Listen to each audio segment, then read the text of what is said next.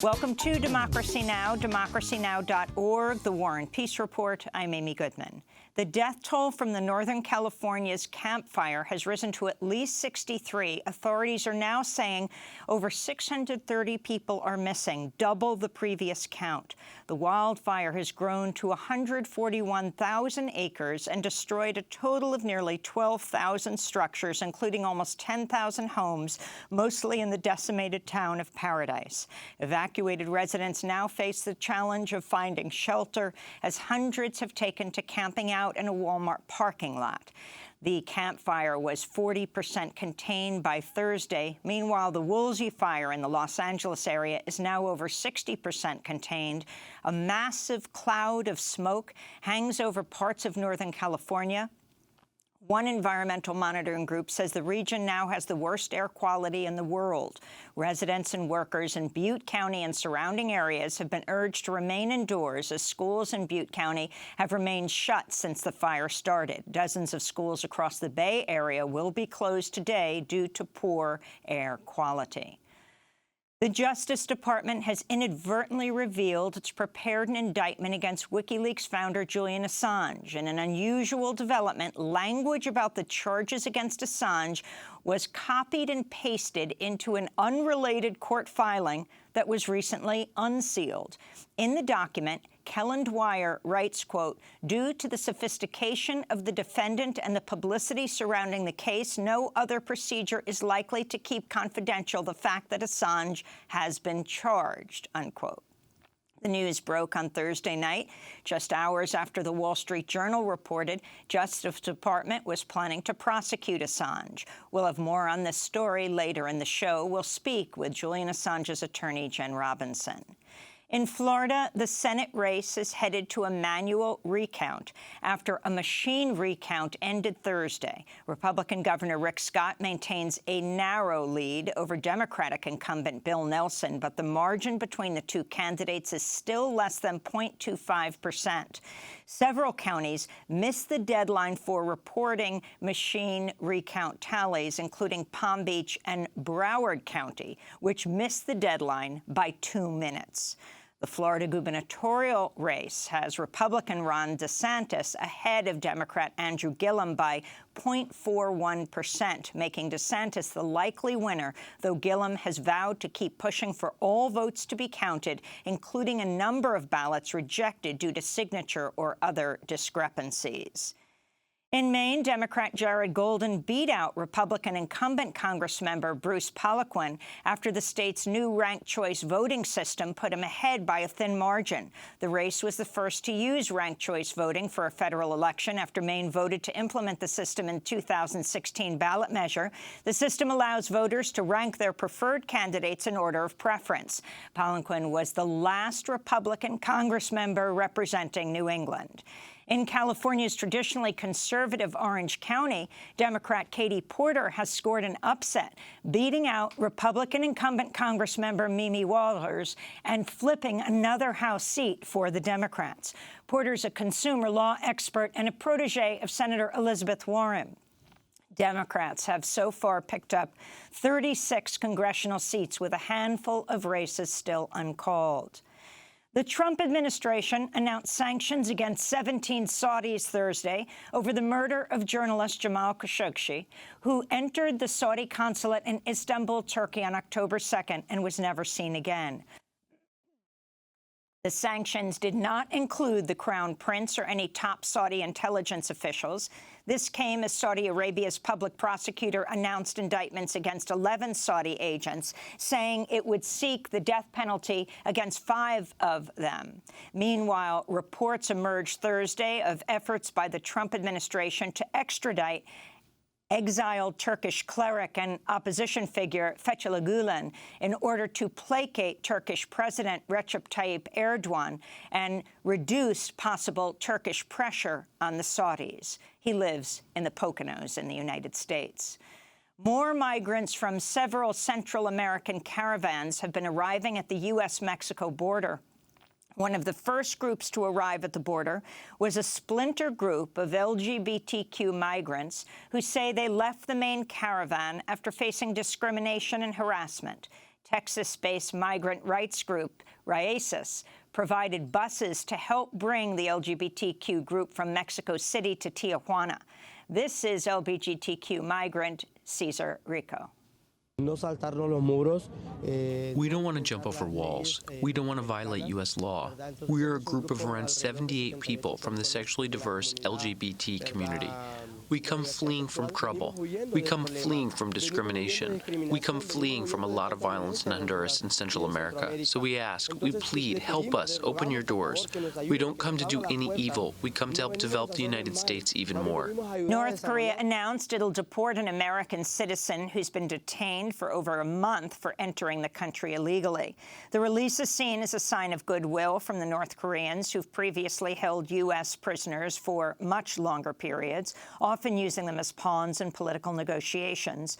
In more news from North Korea, leader Kim Jong-un has reportedly supervised a test of an advanced high-tech weapon, this according to North Korean state media.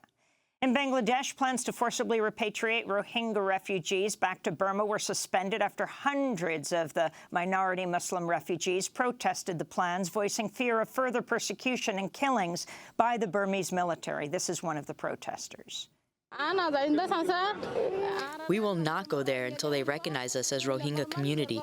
They must return our lands and houses. We will not stay in camps. The military kicked me, killed my child, which I was carrying, and shot and killed my son. We will not receive any Myanmar's national verification card. They must recognize us as Rohingya. If you force us to go, I will die along with my children under the wheels of a vehicle, or will take poison to die. Earlier this week, the UN called on Bangladesh to delay the planned repatriation. Over 10,000 Rohingya were killed, while more than 700,000 fled Burma from August 2017 to August 2018, according to UN numbers. In more news from Bangladesh, jailed photographer Shahidul Alam was granted bail Thursday after more than 100 days behind bars.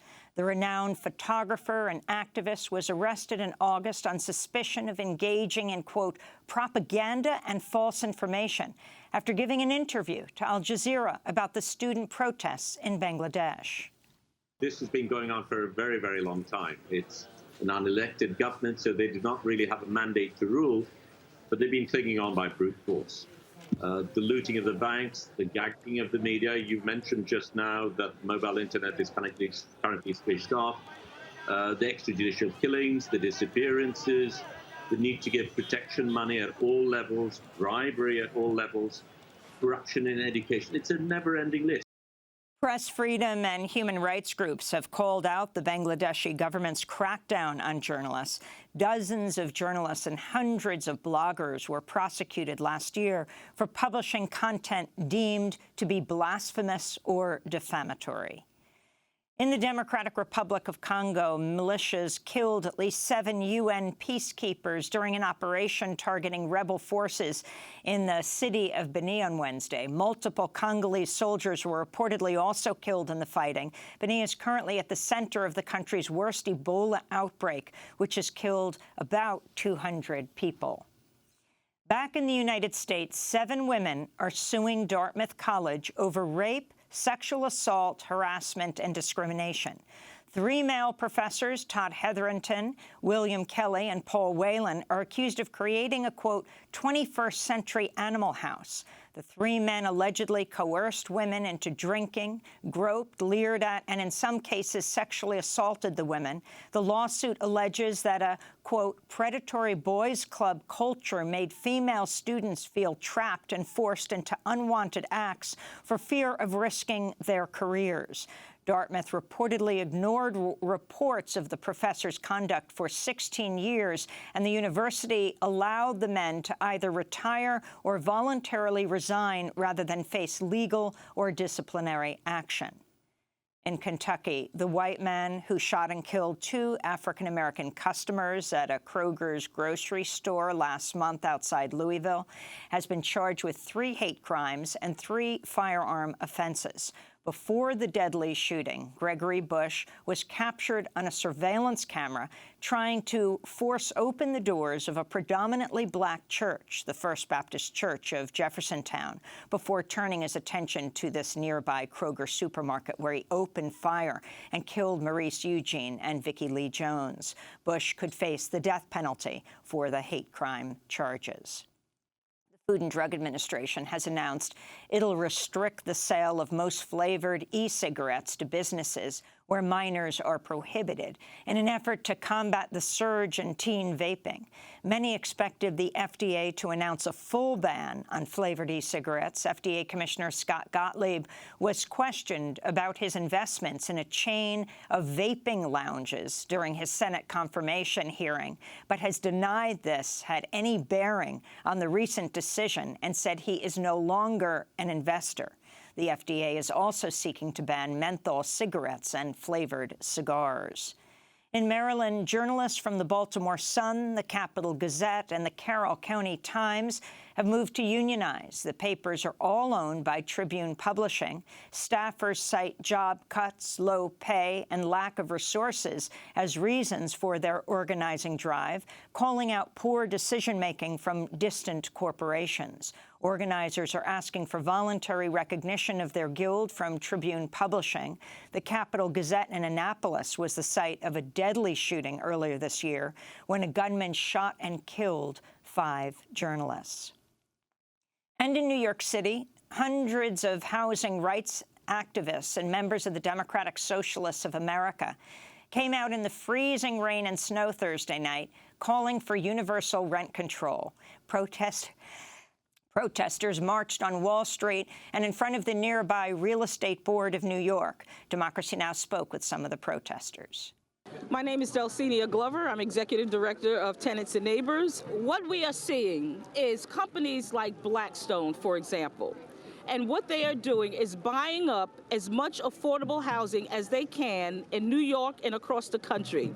They buy this housing with people living in it, and they do that not for the intention of making that housing better for the people who live there. Their business model is predatory equity. Their business model is to displace the tenants who are there so they can get more money. My name's Erin Neff. I'm a member of the Democratic Socialists of America. We're calling for universal rent control, which would help the people of Queens if Amazon was to move in. This would regulate all housing in New York City and New York State to keep housing affordable for people so people can keep living in their homes when big corporations come in and try to push them out.